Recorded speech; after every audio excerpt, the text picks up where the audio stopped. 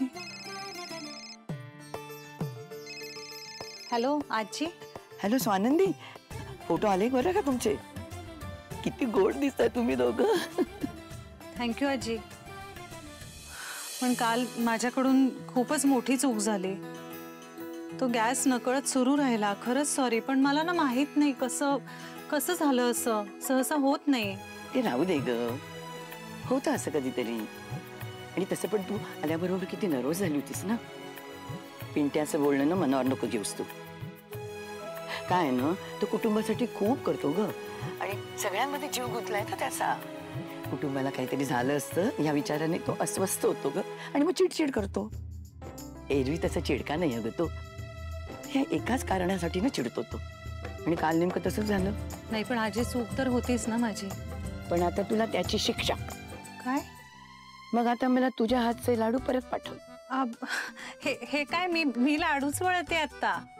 अगं तोच घमघमाट इथपर्यंत आला ना, म्हणूनच म्हणाले मी आणून देते तुम्हाला. थोड्या वेळाने आले तर चालेल? अगं नको नको, मीच पाठवते ना कोणाला तरी. कोणाला कशाला, पिंट्यालाच सांगते तुझ्याकडून लाडू पिकअप करायला. हां बरं.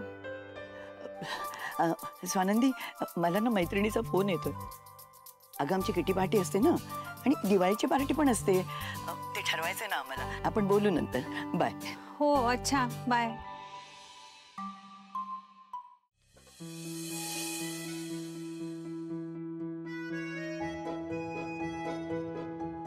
सॉरी. नाही, बोला तुम्ही बोला. काल जे काही झालं त्यासाठी जाऊ दे आता तो विषय. तुम्ही का सॉरी म्हणाला? आजीसाठी. लहानपण असतं, हट्टी आहे ती. उगाच तुम्हाला त्रास. नाही हो, त्रास कसला. मी माझ्या घरी लाडू बनवतच होते ना, मग तुमच्या घरच्यासाठी पण बनवले. कसले लाडू? बेसनाचे. वाव. हा ओके. अच्छा. हे घ्या.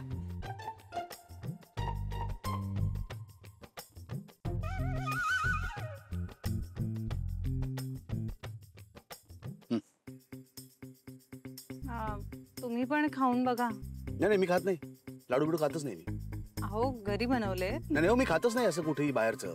बरं. माझा एक मिठाईवाला ठरलाय, मी फक्त त्याच्याकडचीच मिठाई खातो. हरकत नाही. नाही खातच नाही पण ना. ठीक आहे, आजीला द्या आणि त्यांना सांगा की मला कळवा फोन करून कसे वाटले लाडू. ओके ओके ओके ठीक आहे.